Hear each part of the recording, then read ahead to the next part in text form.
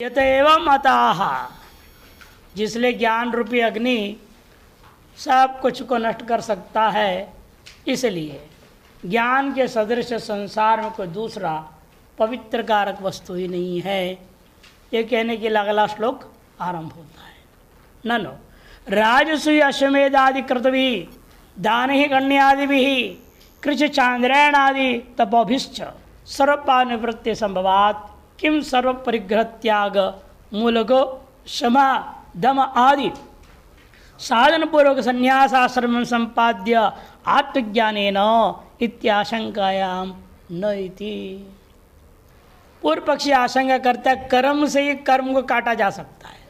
लौकिक नियम भी है, कांटे को कांटे से निकालो, लोहे से लोहे को काटो, है ना। वैसे यहाँ पर भी कर्म कर्म को खत्म कर सकता है।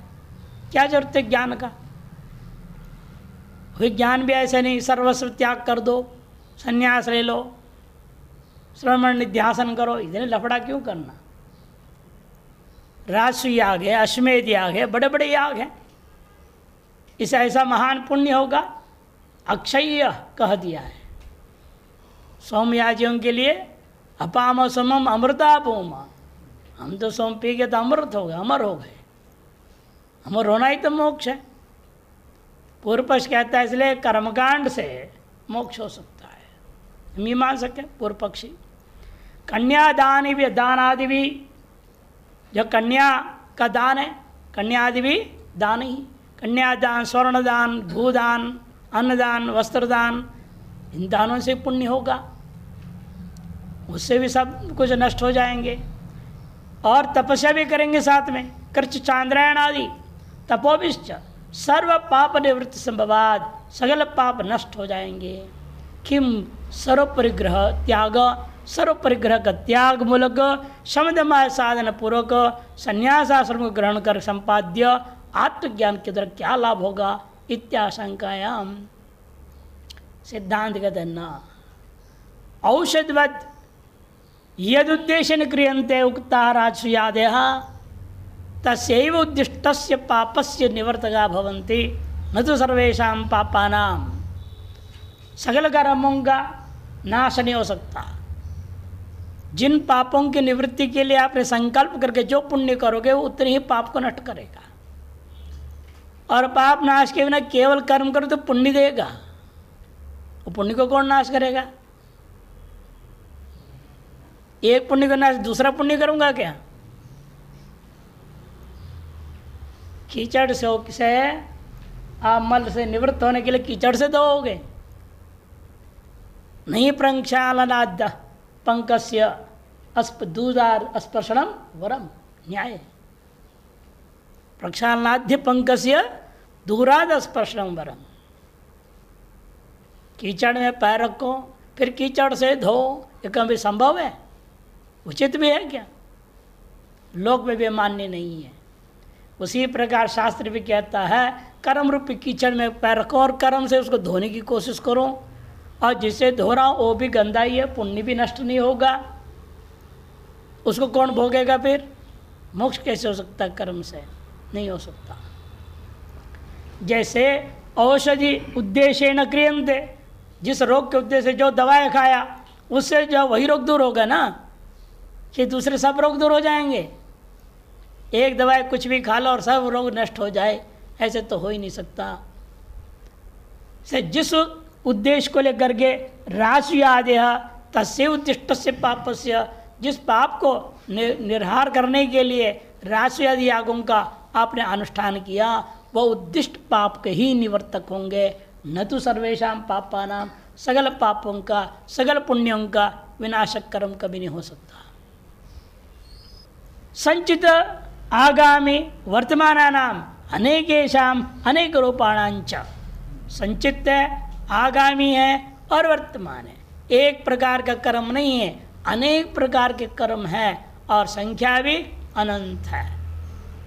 इसका विनाश बिना इसके जड़ से नष्ट किए बिना काम चलेगा नहीं। इनका नाश, इनका कारण कौन था? अज्ञान। उसके नाश के बिना इनका नाश संभव नहीं है। तत्रापि पापस्य व निवर्तेगा, फिर भी एक कर्म से नाश भी होगा तो पाप के ही नाश होंगे। न तो बहुजन्म संपादित पुण्य कर्मणा, बहुजन्मों से संपादित पुण्य कर्मों का तो कर्म नाश कर नहीं सकता। इदं तो, और ये ज्ञान क्या करता है? पापानां पुण्यानां मिश्राणांच कर्मणां संचितादिनांच सर्वेषां विध्वंसने परम कारणं पवित्रतमं ज्ञानमेव। इदं तो ज्ञानमेव कह दिया, पापानां पुण्यानां मिश्राणांच, पुण्य पाप मिश्र सगल प्रकार के कर्म, संचित आगामी वर्तमान सगल प्रकार सभी के सभी, सर्वेषां विध्वंसने, सभी के विध्वंस करने में परम कारण पवित्रतम वस्तु है तो वो ज्ञान ही है। नैवेतादृशम अन्यदस्ति मोक्षः प्रयत्नेन संपादनीयम् इति सूचयितुं वाह। इसके अलावा कोई दूसरा साधन नहीं है जो मोक्ष के द्वारा प्रयत्न के और संपादनीय हो, जिससे सकल मल हट जाए और पूर्णतया विशुद्ध ब्रह्मानुभूति हो गए। इसी बात को सूचित करने के लिए यह श्लोक आरंभ होता है। नहि ज्ञानेन सदृशं पवित्रम् इह विद्यते तत्स्वयं योग संसिद्धः कालेनात्मनि विन्दति। नहि ज्ञानेन सदृशं पवित्रम् इह विद्यते कालेनात्मनि विन्दति। नहीं ज्ञानेन सदृशम, ज्ञान के सदृश मैंने तुल्य कोई दूसरा पवित्र मैंने शुद्ध करने का साधन नहीं है। पावनम मैंने शुद्ध कर्म यह विद्यते है। इस संसार में कोई दूसरा साधन है नहीं जो ज्ञान के समान आपके सकल दोषों को, सकल अशुद्धियों को निवारण कर सके। अतएव तत्, और वह ज्ञान कैसे होगा? स्वयं योग संसिद्ध, स्वयं ही योग कर्मयोग के द्वारा ही संसिद्ध होना है। योगेन मने कर्म योगेन, समाधि योगेन च, दोनों का आप इस्तेमाल करना पड़ेगा।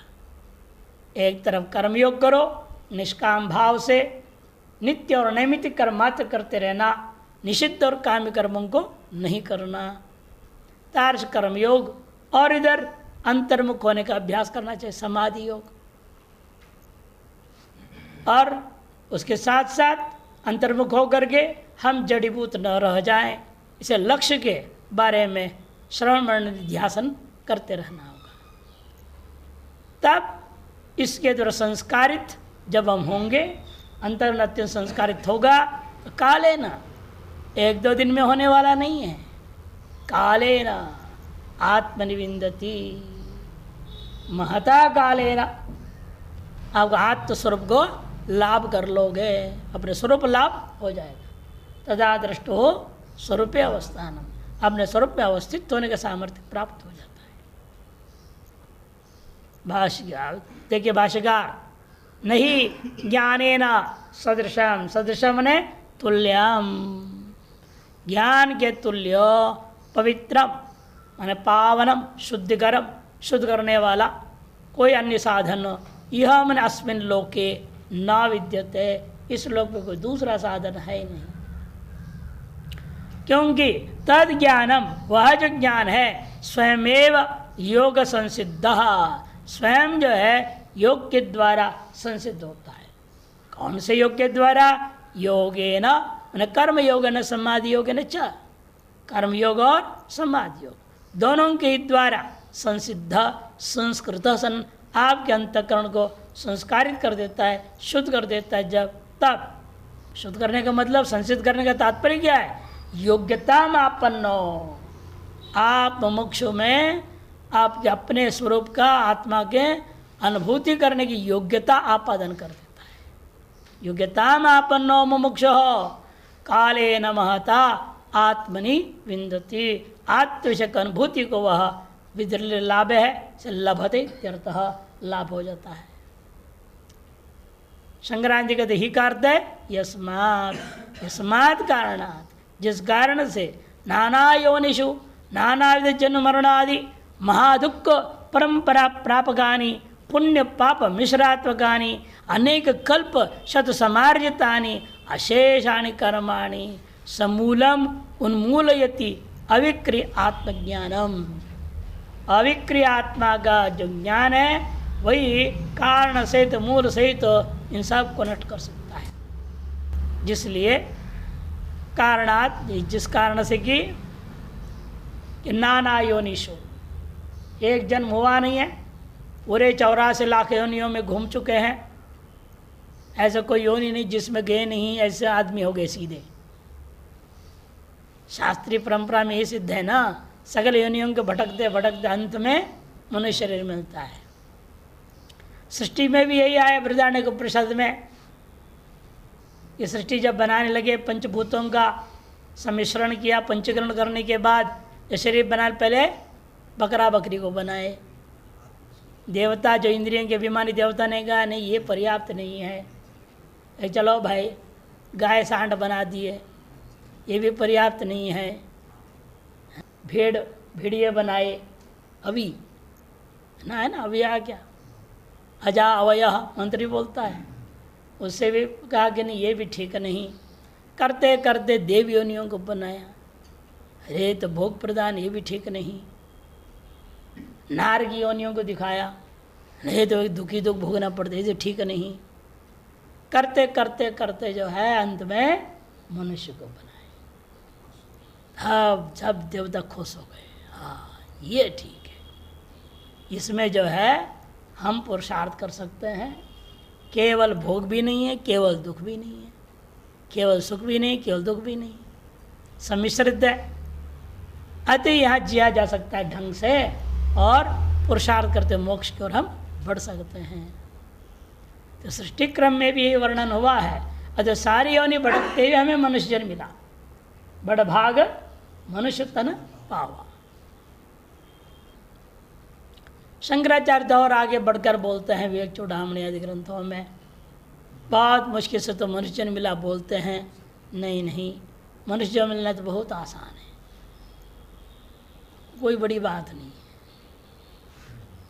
उसमें ब्राह्मण जन्म मिल जाए तो और बड़ी कठिन काम था, लेकिन वो भी आसान हो गया, मिल गया है तो आसान हो गया कि नहीं।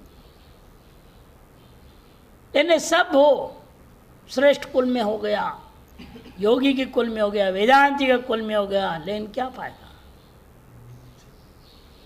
यदि मनुष्यत्व नहीं है तो। इसे मनुष्य शरीर से भी बढ़कर है मनुष्यत्व। दुर्लभम त्रयमेव एतत् दैवानुग्रह हेतुकम मनुष्यत्व मुमुक्षुत्व महापुरुष संश्रय। सबसे पहला मनुष्यत्व की प्राप्ति। सब मनुष्य रूपेण मृगाश्चरन्ति, नीतिकार ने क्या कहा, मनुष्य रूपेण मृगाश्चरन्ति। मनुष्य रूपेण सब पशु घूम रहे हैं या असुर घूम रहे हैं, आसुरी वृत्ति वाले हैं, इदम अस्ति इदम अपि में लगे हुए हैं।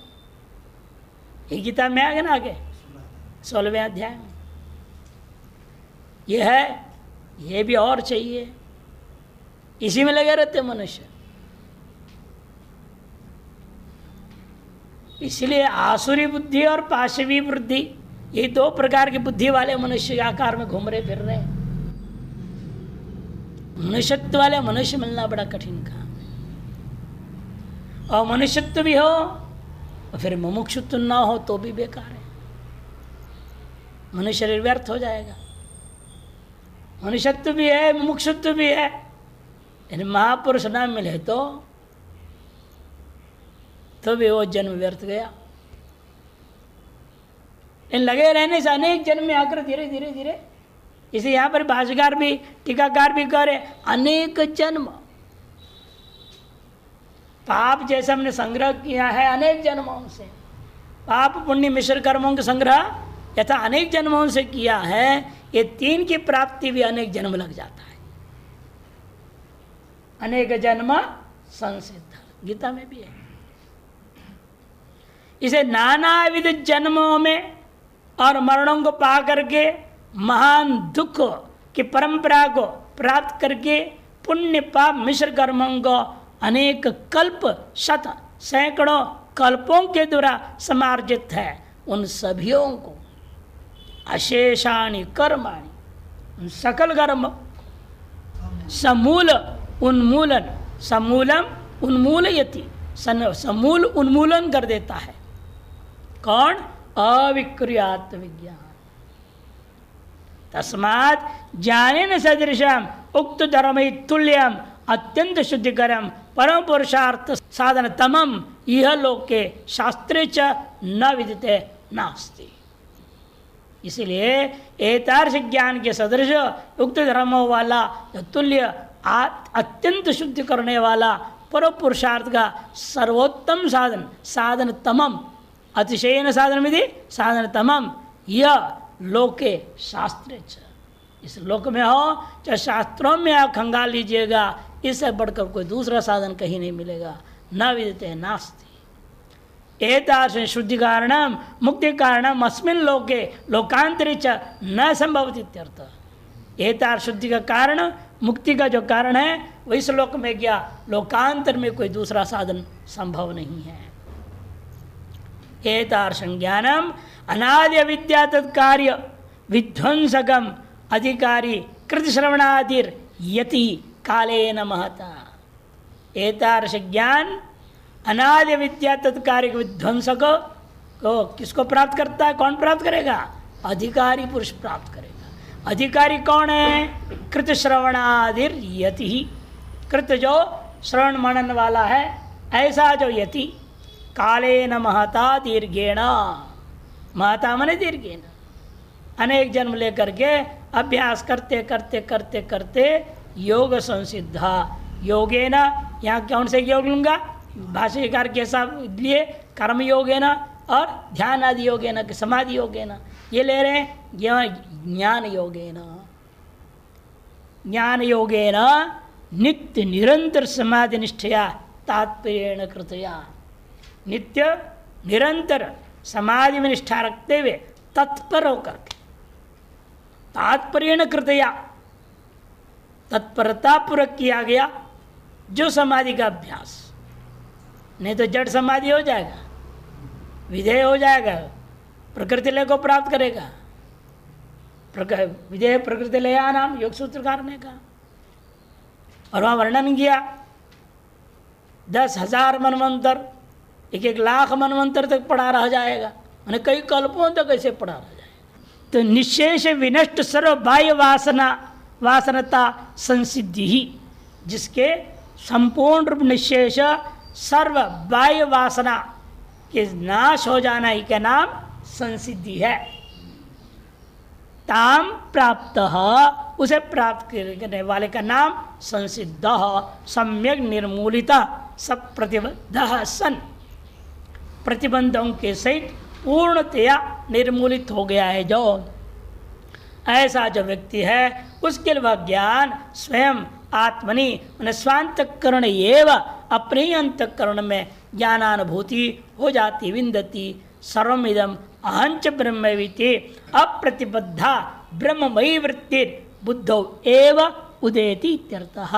सर्वमिदम अहम च ब्रह्मैव, इस प्रकार का जो अप्रतिबद्ध ब्रह्ममयी जो वृत्ति है, अखंडाकार वृत्ति है, वह बुद्धि में ही स्वतः उत्पन्न हो जाता है इत्यर्थः।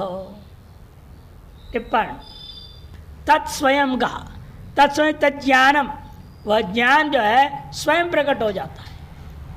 आपको केवल मल हटाने की देरी है। बार बार दृष्टांतों में कहा गया, बादल हट गया, सूर्य तो स्वतः प्रकाशित होता है। दर्पण पर मल है, मल को साफ करो, चेहरा स्वतः ही दिखाई देगा। कुछ और करना पड़ेगा क्या? कुछ भी नहीं।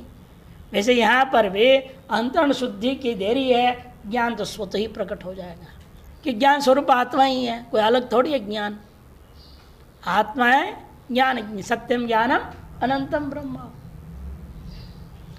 अतएव कहते हैं कालेन महता शीघ्रमेव वा अभ्यास पाठवाधीनम भवति। यद्यपि कालेन महता कह दिया, टिप्पण में कह रहे हैं शीघ्र भी हो सकता है, निर्भर है आपके अभ्यास में। आप अभ्यास में तीव्रता लाइए, इसी जन्म में हो जाएगा। इस श्रुति ने कहा यह चेद अवेदित सत्यमस्ति, नो चेद अवेदित महती विनष्टि। आपके अभ्यास में कितनी तीव्रता लाते हो उस पर निर्भर है। हाँ हो जाएगा, हाँ हो जाएगा, ऐसा टालते रहो तो जन्म जन्म में टलते रहेंगे। जितने चाहे उतने टाल लो, आपकी मर्जी। यही तो पुरुषार्थ, यही तो आपकी स्वतंत्रता है। चाहे इस जन्म में आप मुक्त हो जाए, आपकी मर्जी है, हो जाओ। नहीं होना चाहते हो, टालो। इसलिए कह रहे हैं आपके ऊपर निर्भर है। अभ्यास पाठवाधीन, अभ्यास में पटुता लानी पड़ेगी, उसके अधीन है। महता कालीन होगा या शीघ्र कालीन होगा। भवती उक्तंच, कहा भी है देखो, राहुरदृश्योपि सदा भासते शशिबिंबस्थ तद्द विशुद्ध चित्ते अयम प्रकाशते स्वयं ही आत्मा। पंचदशिकार ने कहा यदि वे राहु केतु क्या है, दृश्य है नहीं हम लोगों को। पूरे नक्षत्र ग्रह तारामंडल ढूंढते रहो, नहीं मिलेंगे राहु केतु।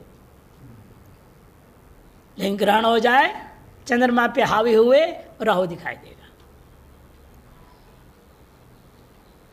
वही कहते हैं राहु अदृश्यो अपि यद सदा भासते शशिबिंबस्तः। चंद्रबिंब पर स्थित जब होता है तब हमें राहु दिखाई देता है। इसी प्रकार से तद्वद विशुद्ध चित्ते अयम, विशुद्ध चित्त में आपके प्रिय आत्मा स्वयं आत्मा प्रकाशते। मुक्तेषुवत् प्रारब्ध क्षय में ईक्षते विदेह मुक्त। और जैसे जन्म मुक्ति हो गई, आप जीवन मुक्त हो गए, तो प्रारब्ध क्षय पर्यंत आपको थोड़ा इंतजार करना पड़ता है विदेह मुक्ति की स्थिति में पहुंचने के लिए। श्रुतोच्च, श्रुति भी कहती है तैसे तावदेव चिरम यावन न विमोक्षे अथ संपत्स्य इति। बस उतनी देर है, तावदेव चिरम यावन न विमोक्षे, जब से शरीर न मर जाए, अथा उसके अंदर उसी क्षण संपत्ति से वह सत्य के साथ संपन्न हो जाएगा, एकीभूत हो जाएगा। ये नहीं कांतेन ज्ञान प्राप्ति भवति स उपाय उपदिश्यते। लेकिन तीव्रता आएगी कैसे? अभ्यास में हर आदमी के अंदर आलस्य, प्रमाद वगैरह 9 प्रकार के प्रतिबंधक है। आलस्य, व्याधि, स्थान वर्णन किया नहीं योग सूत्रकार ने अंतराय, जिसके कारण से व्यक्ति अन्यान्य कार्यों में भटक जाता है, लक्ष्य को छोड़ देता है। अच्छे काम में लगा हुआ है, इसको कोई संशय नहीं है, लेकिन मोक्ष देने वाला काम नहीं है ना। आपकी वृत्ति हमेशा किस में लगना चाहिए, कैसे लगना चाहिए, ताकि तीव्रता पूर्वक हम प्रवृत्त होवे और मोक्ष इस जन्म में हो जाए। उसी के लिए अगला श्लोक आरंभ होता है। ज्ञान प्राप्ति रवति स उपाय उपदेश, वह उपाय को ही अंतरंग जो साधन है वो उपदेश दे रहे हैं। एवं ज्ञान महात्म्यम तो सिद्धि प्रकार प्रतिपाद्य, सर ज्ञान की महात्म्य एवं इसकी सिद्धि के प्रकार को प्रतिपादन करने के बाद ज्ञान योग सिद्धेर अंतरंग साधनानि, यहाँ ज्ञानियों की सिद्धि के अंतरंग साधन वर्णन कर रहे हैं।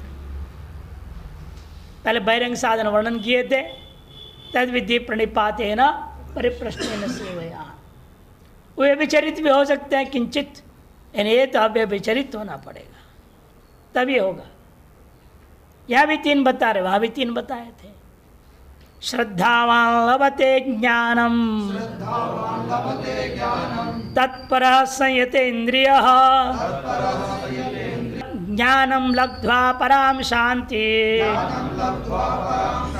मचिरेणाधिगच्छति। श्रद्धावान लभते ज्ञानम तत्परः संयतेन्द्रियः ज्ञानम लब्ध्वा पराम शांति मचिरेणाधिगच्छति। ज्ञानम लभते, ज्ञान को प्राप्त करेगा। कौन करेगा? जो व्यक्ति श्रद्धावान, श्रद्धा युक्त होगा। वो भी कैसी श्रद्धा? आजकल के हिसाब से बोलना पड़ता है, दृढ़ होनी चाहिए, अटूट होनी चाहिए, डमाडोल नहीं होनी चाहिए।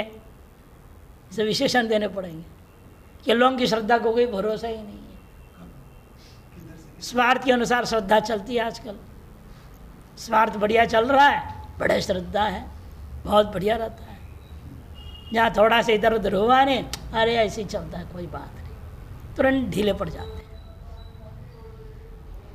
भारत में की स्थिति ऐसी है, कई बार हम बताया करते हैं, जैसे पहले जमाने की घड़ी के समान है। पहले जमाने घड़ी कैसे होते थे? वो पेंडुलम होता था, कभी इधर कभी उधर, कभी इधर कभी उधर, हर क्षण में हो रहा है, टिक टिक टिक टिक। वैसे आदमी का हाल है, कभी संसार कभी मोक्ष बोलता है, कभी संसार कभी मोक्ष बोलता है, इधर से उधर, उधर लपट लपट करते रहता है, न इधर का न उधर का, न घर का न घाट का। पेंडुलम घड़ी समय का बोध तो देती है, समय का बोध कराती है। ये भी क्या करेगा? संसार का बोध कराएगा, मोक्ष तो देगा नहीं ना। इसलिए अडिग होना चाहिए। जैसे आजकल की घड़ी है, आवाज में नहीं सुनाई देता, टिक टिक की, डिजिटल हो गया सब। ब्रेन को भी डिजिटल बनाना पड़ेगा, पेंडुलम वाला काम से चलेगा नहीं। से तीव्र वैराग्य होगा तभी संभव है श्रद्धावान होना। संयत इंद्रिय, और सारी इंद्रियों का संयम होनी चाहिए। और तत्पर, तत्व ने लक्ष्य पर होनी चाहिए। तत् क्या है? ब्रह्म, ब्रह्म पर, लक्ष्य पर है इत्यर्थ। ज्ञानम लब्ध्वा परां शांतिम अचिरेण में शीघ्रमेव अधिगच्छति। ज्ञान को प्राप्त करके परा शांति को वह शीघ्र ही प्राप्त कर लेता है। भाष्य, श्रद्धावान श्रद्धालु लभते ज्ञानम इत्यर्थ। जो श्रद्धालु है, जिसने ऐसे ही हंसाने के लिए श्रद्धा के साथ आलू जो खाएगा वो श्रद्धालु। कथाकार लोग है, कहीं ना कहीं हंसाना है ना लोगों को। आजकल तो मनोरंजन महत्वपूर्ण हो गया, ज्ञान नहीं है। श्रद्धालु करता है, श्रद्धा के साथ जो आलू खाएगा वो श्रद्धालु को ज्ञान होएगा। मैंने ये भी कथाकार मजेदार है। कुछ भी कर लो, वो आलू हो गया हिंदी और श्रद्धा है संस्कृत, दोनों को खिचड़ी कर दिया उसने। श्रद्धालु लभते ज्ञानम, यहां पर क्या है? श्रद्धालु में निरंतर स्वभाव बन जाए, उसका आलुच प्रत्यय हुआ है। यहाँ पर श्रद्धालुत्वेपि भवति कश्चित मंद प्रस्थानो अतः तत्पर। श्रद्धालु भले ही है, लेकिन क्या करें, कोई जो बुद्धि इतना मंद है, मंद प्रस्थान वाला है, तो तत्पर। तत्परता कैसे आएगी? गुरु उपासनादौ अभियुक्त ज्ञान लब्धि उपाय श्रद्धावान तत्परोपि अजितेंद्रिय। गुरु उपासना आदि में अभियुक्त होकर के ज्ञान लब्धि के उपाय श्रद्धा से युक्त होने पर का नाम तत्पर। फिर भी तत्पर होने पर भी अजितेंद्रिय चेत, यदि अजितेंद्रिय जितेंद्रिय नहीं है तो लाभ नहीं होगा। इत्यतः संयतेन्द्रिय इति। संयतानि विषयेभ्यो निवर्जितानि यस्य इंद्रियाणि स संयतेन्द्रिय। जिसने अपने सारे इंद्रियों को विषयों से निवृत्त कर दिया है, केवल शास्त्रों में लगा रखा है, आत्मचिंतन में लगा रखा है। दिन रात शास्त्र पढ़ेगा, पढ़ाएगा, चिंतन करते रहेगा, थक गया तो लेट जाएगा, वही अंदर से चिंतन चलेगा जब बाहर चिंतन कर रहा था। इस प्रकार से दिन रात बिता देता है। आसक्तेर आमृतेर कालम नेद वेदांत चिंतया। इधर वेदांत चिंतन से लगातार आजीवन चला देता है। यस्य इंद्रियाणि स, उसे कहा जाता है संयत इंद्रिय। यह एवं बुद्ध श्रद्धावान तत्परा संयतेन्द्रियश्च सो अवश्यम ज्ञानम लभते। जो इस प्रकार से श्रद्धावान है, तत्पर है और संयतेन्द्रिय भी है, वह अवश्य ज्ञान को प्राप्त करेगा। प्रणिपातादिस्तो बाह्यो अनैकांतिकोपि भवति मायवित्वा संभवात्। प्रणिपात जो पूर्व में कहा कि जो बहिरंग साधन है उसमें अनेकांतिकता संभावना है, विचारित्व संभव है कि वहाँ ढोंग आदि की संभावना, मायवित्वादि संभवात न तो तथा। इन तीन साधनों में लेश मात्र भी अन्य रूपता मिश्रित नहीं होनी चाहिए। न तो तथा तत्श्रद्धावत्वादौ इति एकांतत्व ज्ञान लब्धोपाय। श्रद्धावत्वादि में यह सर्वे विचार कदाचित भी नहीं होनी चाहिए। यही बताने के लिए ज्ञान लब्धि के अंतरंग उपाय के रूप में श्रद्धा को लिया गया। ये डमाडोल हो गया, फिर वो पता नहीं कितने जन्म खिसक जाएगा।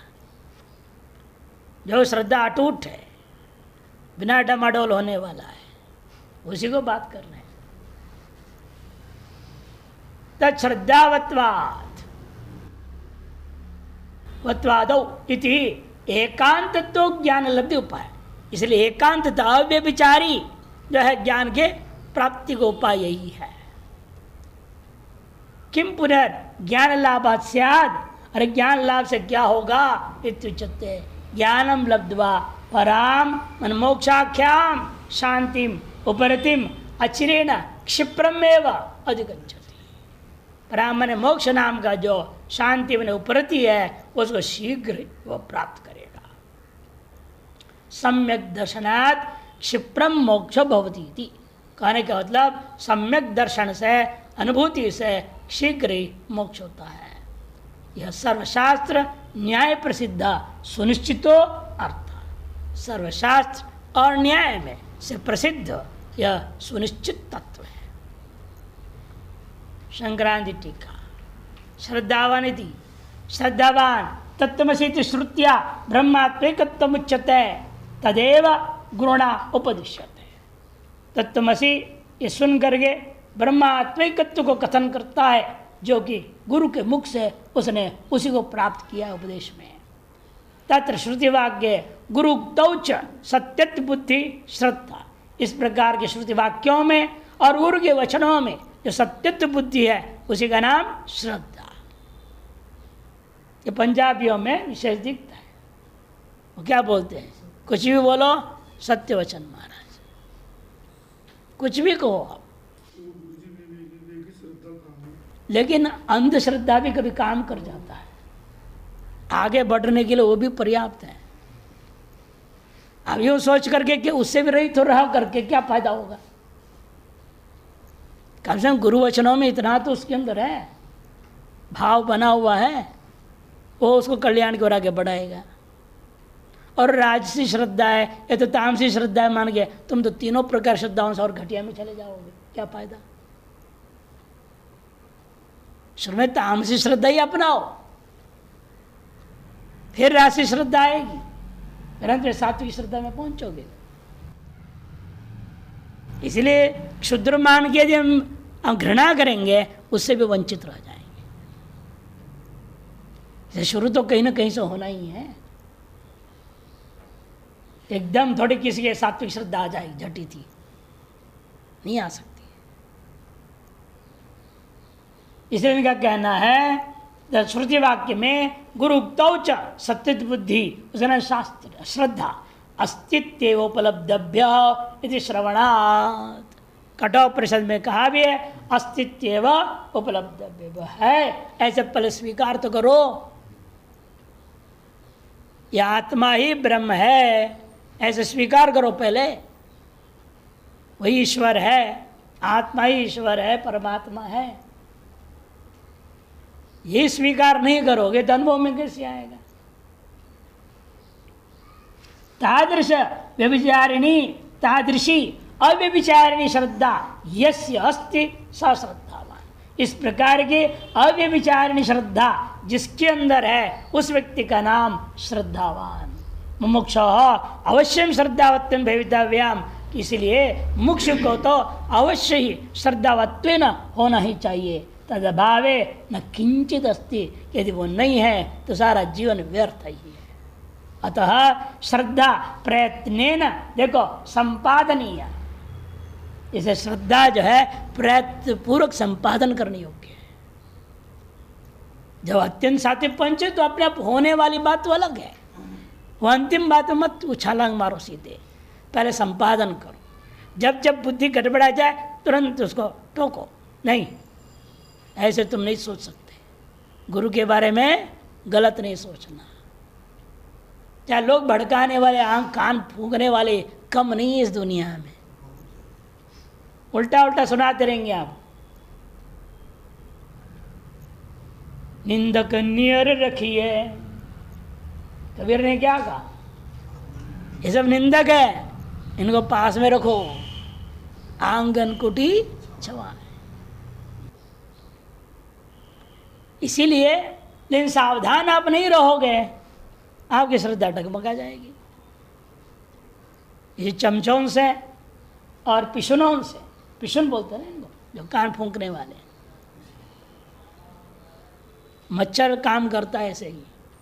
मच्छर गाता है सबसे पहले आपके चरणों में प्रणाम करता है, हल्का सा डंक मारता है, हल्का, अब यूँ करके छोड़ देते हैं, तो प्रणाम किया वास्तव। फिर कान के बस जू जू जू करता है, कहता है हम आपके अब भंडारा करने वाले हैं, हम अतिथि हैं आपके। फिर जाता बैठेगा, इंजेक्शन मार के अपना खून ले लेता है। ये चमचे भी ऐसे ही है, पहले साष्टांग प्रणाम करेंगे आकर के, फिर कान फूंकना शुरू कर देंगे, फिर अंत में आप ही को ख़त्म कर देंगे, कहीं के रहने नहीं देंगे आप। इसे बड़े सावधान रहना पड़ता है ऐसे लोगों से। इसलिए अश्रद्धा प्रयत्न संपादनीय इत्यर्थ। श्रद्धावत्वेपि बहिर्मुख से ज्ञानम न सिद्धते। श्रद्धावान है लेकिन आप बहिर्मुख हैं तो ज्ञान सिद्ध नहीं हो पाएगा।